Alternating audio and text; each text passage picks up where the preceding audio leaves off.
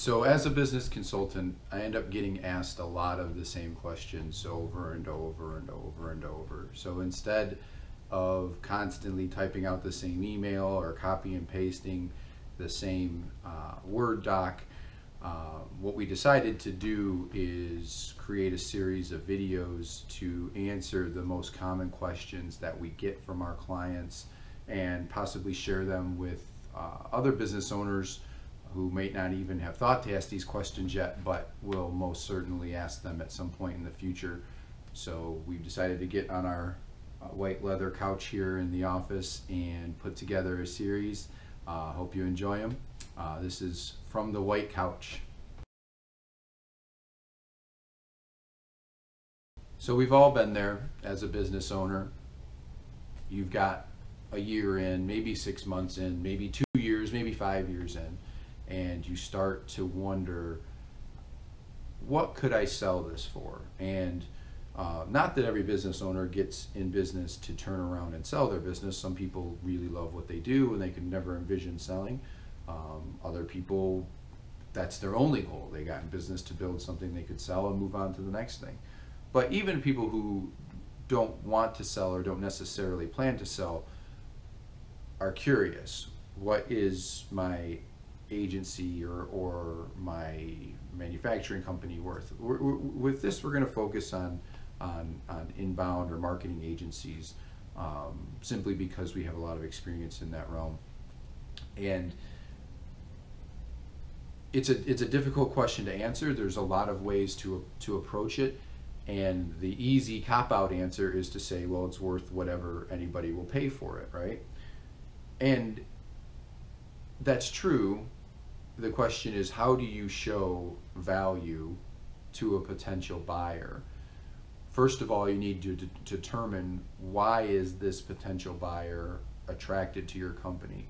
Or if you're going out and looking for potential buyers, to pick why a company would be attracted to, or target companies that would be attracted to what you have to offer. Two types of buyers out there. One is a financial buyer. Basically, they're buying a company because that company makes money, and it's almost as if they're buying an annuity. The company is spinning off a certain amount of money every year, and then they figure, well, I can buy for 2 years worth or 3 years worth of cash that this company's already generating. I can buy this company and own it for 20 years and get all of that return. The other type of buyer is a strategic buyer.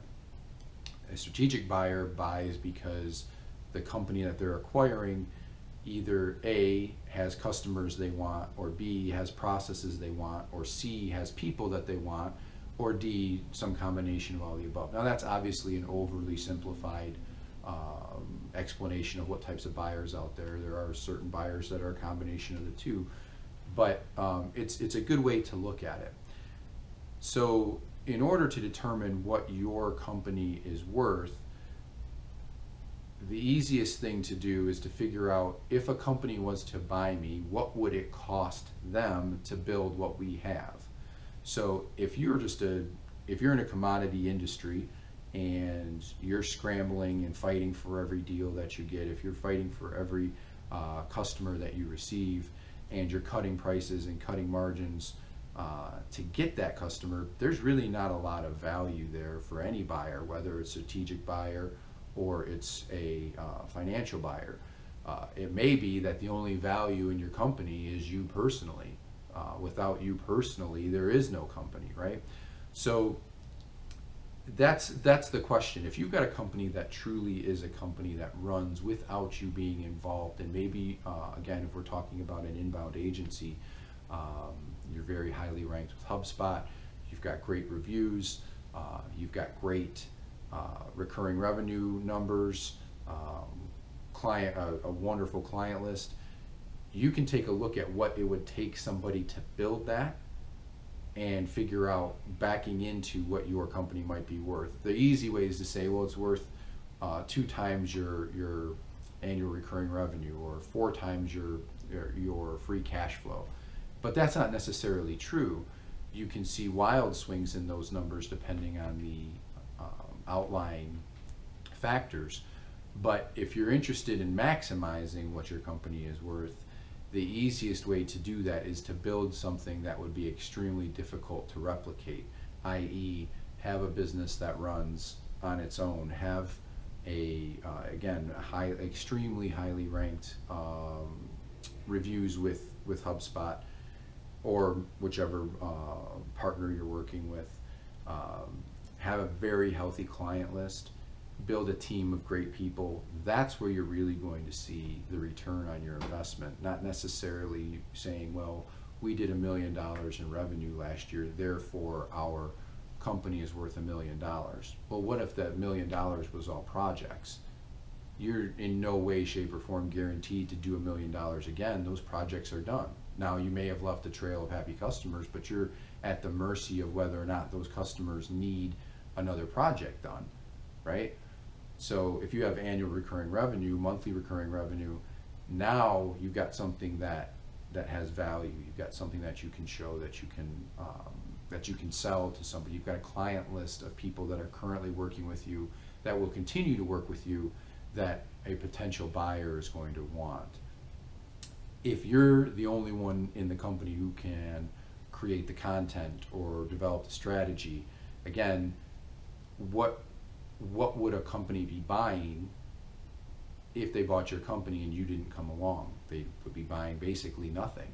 So you need to develop your people to be the ones that develop the strategy, to develop the content, to go out and acquire the new customers. It can't just be the genius with 1,000 helpers model. You have to build a solid company that allows you to step away and prove and run on its own, so that somebody who wants to acquire your company wouldn't necessarily need to acquire you as well. So that's a long-winded way of answering the question, what is my company worth? Well, it's worth whatever anybody would pay for it. And you can look online and get certain metrics, 4 times EBITDA, 1 times annual revenue. However, those are kind of cookie cutter numbers that don't fit every situation. Instead of worrying about what your company is worth, worry about how to build a company that somebody wants to buy, and at that point you can name your own price. So thanks for watching. If you have any questions that you would like to have answered on a future segment of From the White Couch, hit us up on Twitter or on our website. On Twitter, use the hashtag AskCap3 or From the White Couch. You can hit us up on Facebook as well, or even Snapchat us once our Snapchat is up and running. Thank you.